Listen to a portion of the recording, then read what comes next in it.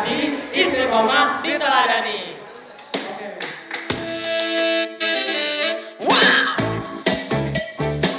Come on.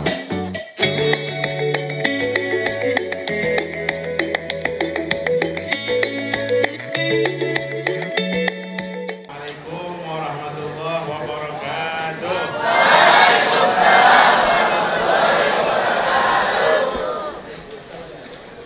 Yang jawab yang kencang, mudah-mudahan amin dulu. Rezekinya banyak, amin. Urusannya semuanya lancar. Yang ada ulama-ulama, ujian-ujian, nilainya bagus. Assalamualaikum warahmatullahi wabarakatuh. Alhamdulillah, alhamdulillah alladzi bi nikmatihi tatimmu shalihat. Nahnu fi rauhin wa raha wa nurin istiraha. Nikmatul Islam ala nikmatin hadat bisaha. Allahumma salli wa sallim ala sayyidina Muhammadin salatan tanalu biha husnul rafiq wal amanat tariq wal farj min kulli shiddatin wa dhiq bi hurmatin nabi wa siddiq wa ala alihi wa sahbihi ajma'in, amma ba'd. Bersama-sama yang kami hormati, yang kami muliakan, kepala sekolahnya yang belum kenal saya. Karena nggak dikasih tahu, nggak dikasih catatan juga. Kepala sekolahnya siapa? Bu Damai. Damayanti. Mudah-mudahan Allah panjangkan umur beliau. Allah sehatkan badan beliau. Allah limpahkan rezeki beliau.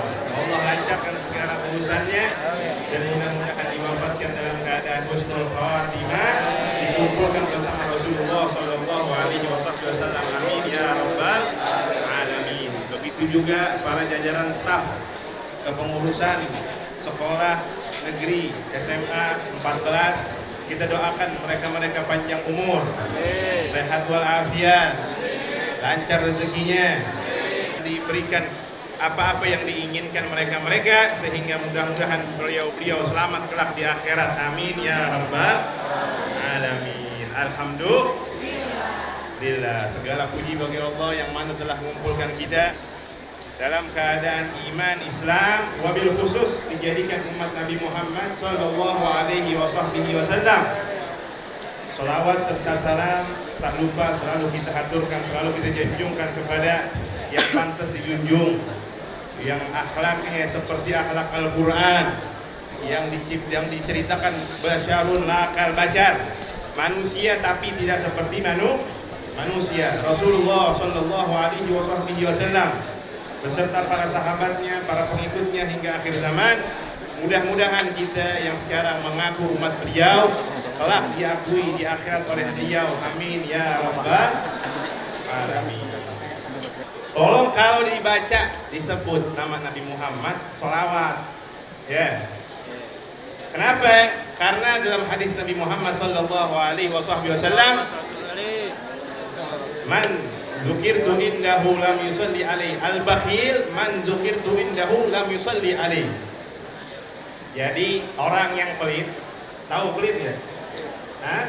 Al-bakhil itu pelit. Ya. Al-bakhil ini pelit.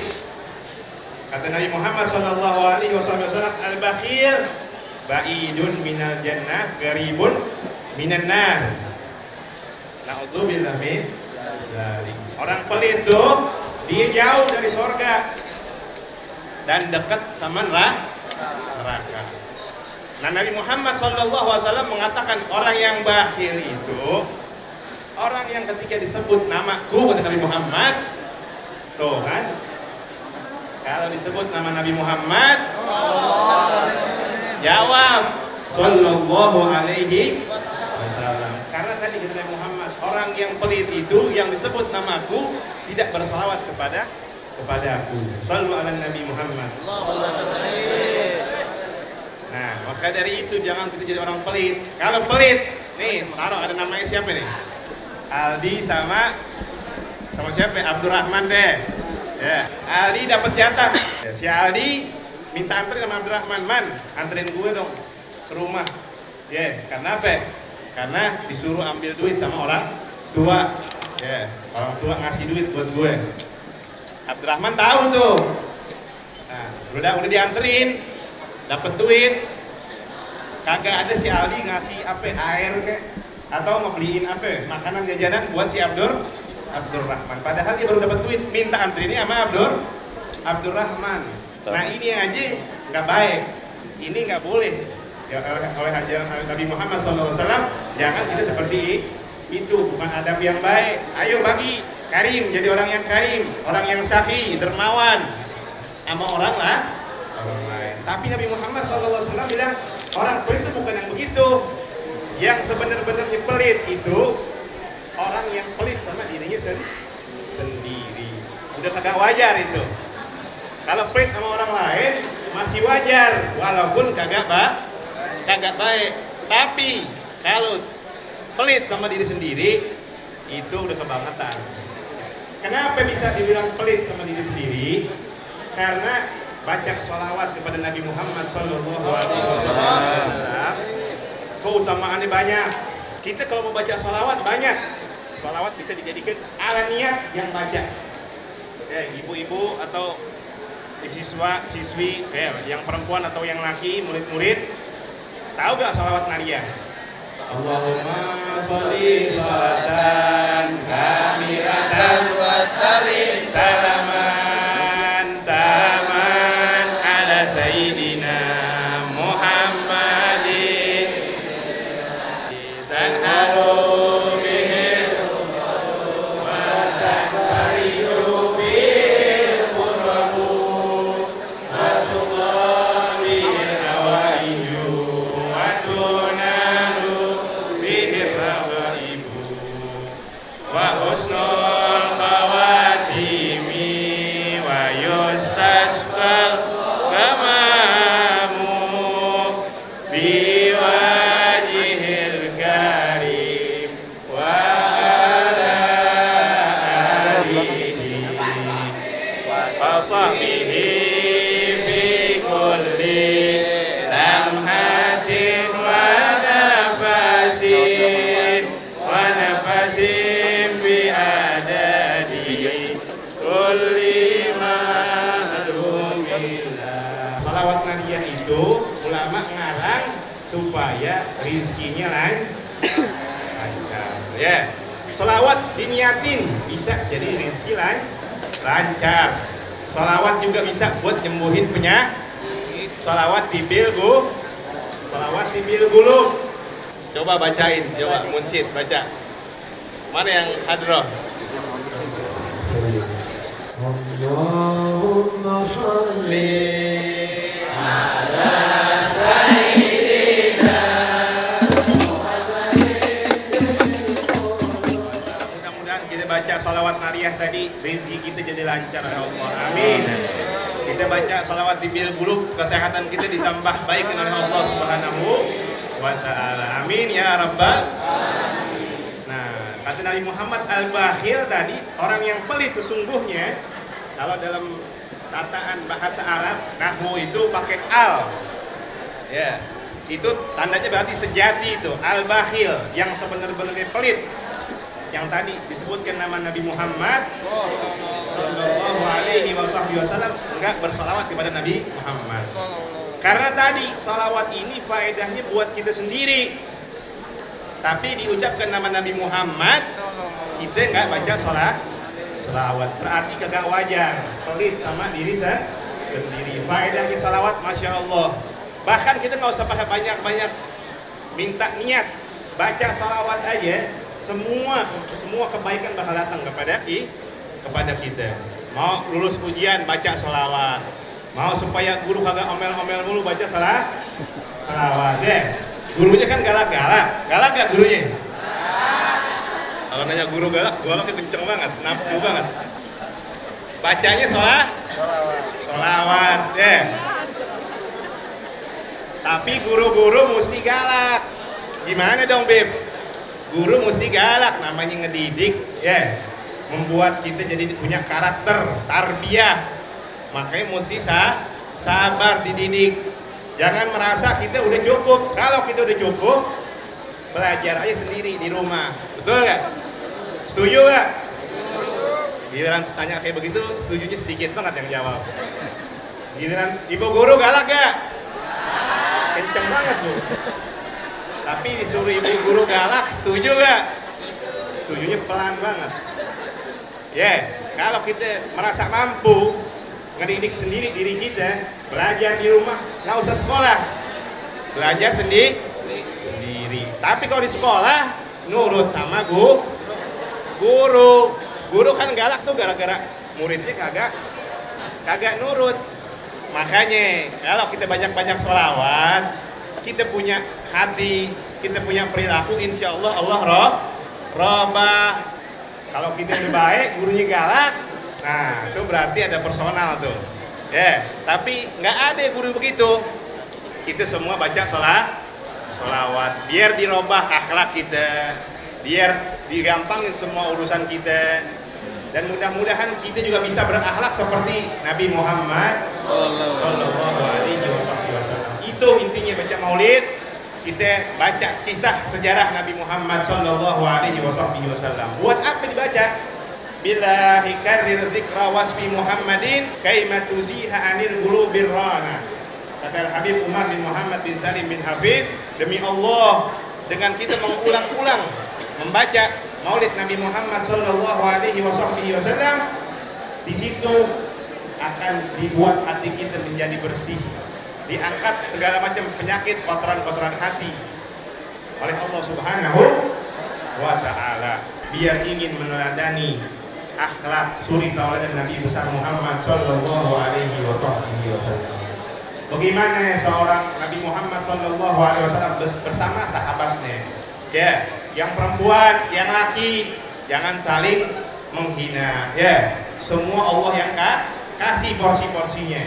Ada yang bagus mukanya, cakep, ada yang agak sedikit putih, ada yang hitam, ada yang kurang cakep. Jangan menghina. Itu semua pemberian dari Allah Subhanahu wa Ta'ala. Yang diberikan bersyukur. Kita nggak minta, kita nggak bikin. Allah kasih sendiri. Kita punya wajah bagus, punya putih, punya kulit bagus. Kalau yang kurang itu dari Allah juga. Kalau kita menghina orang yang kurang dalam fisiknya, berarti kita komentar sama Allah Subhanahu wa Ta'ala. Dijauhin. Apalagi sekarang bahasanya bully. Dibully. Pertama fisik dari Allah. Allah sendiri yang ngasih dia seperti itu. Sebenarnya yang merasa hina yang diberikan oleh Allah Subhanahu wa Ta'ala fisik yang kurang, dia mestinya bersyukur juga. Mesti melihat ada yang lebih parah. Mungkin saya cuma begini doang, tapi yang lain pincang kakinya, matanya buta, telinganya tuli, mulutnya bisu. Kita mesti bersyukur atas karunia dari Allah Subhanahu wa Ta'ala memberikan kita nikmat yang tadi mungkin kurang, tapi masih lebih dari yang lebih kurang dari kita. Masih banyak yang lebih kurang. Sehingga kalau kita merasa begitu, dihina orang juga nggak peduli, mentalnya mesti begitu. Sahabat-sahabat Nabi Muhammad SAW, ketika Nabi Muhammad SAW ngomong tentang ilmu, tentang syariat, tentang wahyu yang diturunkan oleh Allah Subhanahu wa Ta'ala, para mereka seakan-akan ada burung yang hinggap saking mendengarkan, memuliakan ilmu. Ini ilmu agama. Kalau ilmu dunia mungkin boleh deh belagu, boleh deh kita saling sombong, saling menonjolkan. Walaupun kita belum jadi ahli mekanik, bisa ngomong masalah mobil, boleh, terserah. Kita belum jadi dokter, bisa ngomong masalah obat. Aneh tahu obat demam. Tapi kalau masalah agama, jangan sembarangan. Belum waktunya kita mengerti agama, jangan ngasih tahu orang yang lain. Kita dulu sendiri mesti mengerti ilmu syariat yang dibawa Nabi Muhammad Sallallahu Alaihi Wasallam. Nah tadi kita mesti dibuat mental seperti itu, seperti Nabi Muhammad Sallallahu Alaihi Wasallam. Bersyukur, jauhin hina menghina, ngebully, nggak ada bully-bulian. Nabi Muhammad SAW itu memuliakan orang, melihat orang lain lebih daripada dirinya. Nabi Muhammad adalah manusia yang paling mulia, tapi nggak pernah merasa dirinya yang paling mulia, memuliakan orang lain, tamu-tamu, sahabat-sahabat beliau. Bahkan sahabat beliau itu disebut sahabat karena apa? Memuliakan sahabat Nabi Muhammad Sallallahu Alaihi Wasallam. Padahal aslinya sahabat Nabi itu Sayyidina Umar, Sayyidina Abu Bakar, Sayyidina Umar, Sayyidina Utsman, Sayyidina Ali, dan semua sahabat-sahabat Nabi itu adalah murid beliau, siswa beliau, santri beliau, Rasulullah Sallallahu Alaihi Wasallam. Tapi beliau pandang apa? Sebagai sahabat, memuliakan sahabat Nabi Muhammad Sallallahu. Itu mental Nabi Muhammad. Kalau kita mau bawa, kita mau pakai, kita mau nurutin, kita mau patuhin semua yang diajarkan oleh Nabi Muhammad Sallallahu Alaihi Wasallam, maka insya Allah Indonesia menjadi baldatun thayyibatun wa rabbun ghafur. Di mata dunia Indonesia hebat, tapi karena kita masih kurang dalam menjunjung tinggi nilai-nilai Islam yang mestinya jadi duta Islam di dunia, jadi percontohan Islam di dunia, kita masih belum. Ya, kita masih belum, karena kita itu tidak memakai, kita tidak menjunjung tinggi syariat Islam. Padahal Allah bilang, al-yauma akmaltu lakum dinakum wa atmamtu alaikum nikmati wa raditu lakumul islama dina. Itu ayat terakhir dari ayat Al-Quran, wahyu terakhir yang turun ke Nabi Muhammad. Al-yauma akmaltu lakum dinakum wa atmamtu alaikum nikmati wa raditu lakumul islama dina. Sekarang kata Allah Subhanahu wa ta'ala, hari ini aku telah sempurnakan agama kalian, kata Allah Subhanahu wa ta'ala, dan aku telah sempurnakan nikmat yang aku berikan kepadamu, dan aku jadikan Islam sebagai agama yang aku ridhai, yang aku relakan. Islam menjadi agama yang diridhai Allah Subhanahu wa ta'ala, yang dibawa oleh Nabi Muhammad sallallahu alaihi wasallam. Kalau kita pakai, kita akan menjadi orang-orang hebat, orang-orang sukses di dunia maupun di akhirat. Kita mesti berubah prinsip kita, mental kita mental Nabi Muhammad di segala macam bidang, dimanapun bidang kita. Di bidang IPA, jadiin kita sains yang menunjukkan keislaman kita, menunjukkan nilai-nilai Islam, akhlak Nabi Muhammad Sallallahu Alaihi Wasallam. Yang jadi dokter, yang jurusannya mau nanti dokter, cita-citanya jadi dokter yang Islami, yang menjadi benar tibun nabawi, ikutin apa-apa yang diajarkan oleh Nabi Muhammad Sallallahu Alaihi Wasallam tentang menangani pasien. Ada semua ilmunya di Islam yang diajarkan oleh Nabi Muhammad Sallallahu Alaihi Wasallam lewat para sahabatnya, para tabiin dan tabiin. Kita menjadi insinyur, jadi insinyur yang menunjukkan nilai-nilai ajaran Nabi Muhammad Sallallahu Alaihi Wasallam. Jadi presiden, jadi menteri, semuanya menunjukkan bahwa kita ini umat Nabi Muhammad Sallallahu Alaihi Wasallam. Kita nggak bisa menjadi duta Islam karena kita nggak menunjukkan nilai-nilai Islam. Jangan jadi orang-orang yang merugi. Kita bisa menunjukkan nilai-nilai Islam. Mestinya bangga dengan Islam. Yang sebenar-benarnya sukses itu orang-orang yang sukses di akhirat nanti, bukan yang di dunia. Orang-orang yang berpengaruh terhadap dunia. Tuh Elon Musk, tahu Elon Musk? Sahabat Nabi yang jadi khalifah ketiga siapa? Elon Musk tahu. Orang mana Elon Musk? Giliran Elon Musk tahu. Coba. Sahabat Nabi, kaum Ansor satu, ada yang bisa jawab? Angkat tangan yang bisa jawab. Tuh kan? Bingung. Utsman bin Affan, sahabat Nabi dari kaum Ansor satu, sebutin. Ayo yang perempuan, 50.000, jangan malu-malu. Ayo jawab. Ayo berdiri. Hah? Abdullah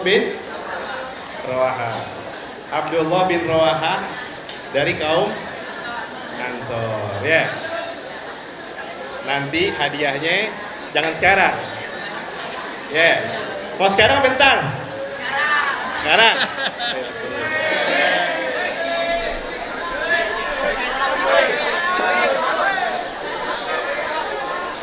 Mabulu keluar deh.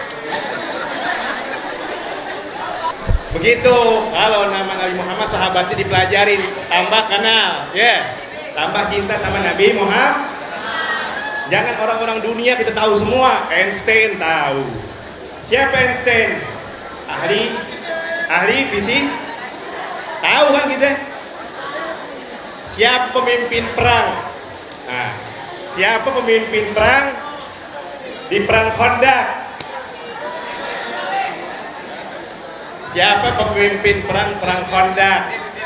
Ayo perempuan belum? Jangan mau kalah. Jangan nge-googling, nggak boleh.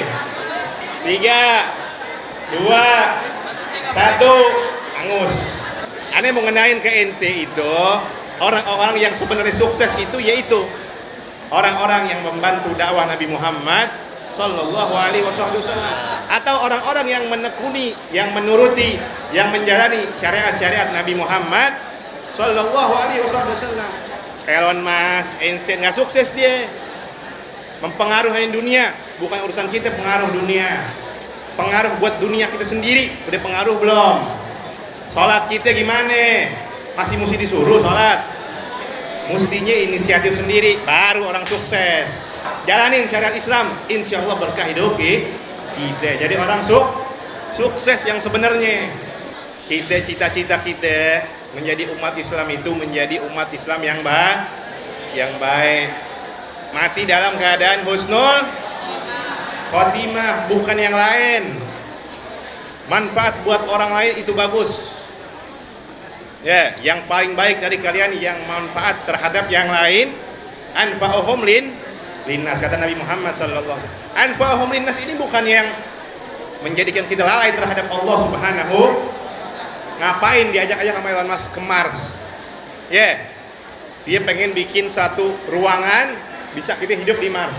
Mempelajari itu juga bikin satuan pencapaian yang orang-orang sebelumnya belum pernah bikin, diciptain namanya. Einstein begitu juga, penemu yang lainnya begitu juga. Mereka berusaha menjadi manfaat buat manusia. Itu yang kita contoh dari mereka. Manfaat buat manusia. Tapi yang paling pertama, kita udah manfaat belum buat diri kita sendiri? Kalau sholatnya masih disuruh, berarti jangan ngarep mau jadi sukses dunia akhirat. Kalau masih sering-sering masih diatur, masih nggak benar, diajak yang kebenaran masih susah, jangan harap jadi orang sukses. Semuanya ada tahap. Kita semua ini lagi nyari jati diri. Tadi kalau ente udah nemu jati diri, nggak usah sekolah, belajar sendiri. Kita sekolah orang tua karena tahu orang tua tidak mampu, makanya menyerahkan kepada guru.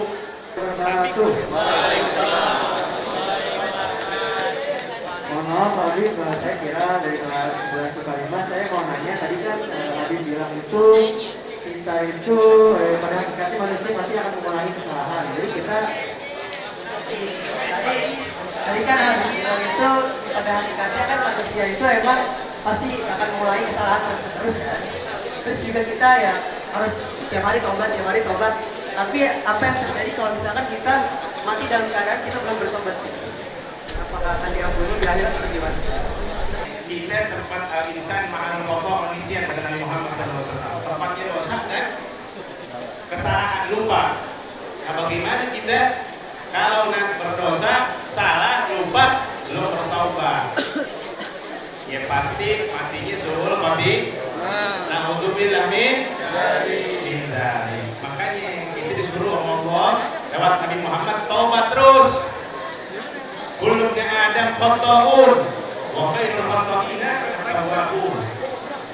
Semua Bani Adam, bukan kita doang, umat terdahulu juga begitu. Bani Adam, manusia, kalangan manusia itu dosa pasti salah. Dan sebaik-baiknya orang yang bersalah taubat.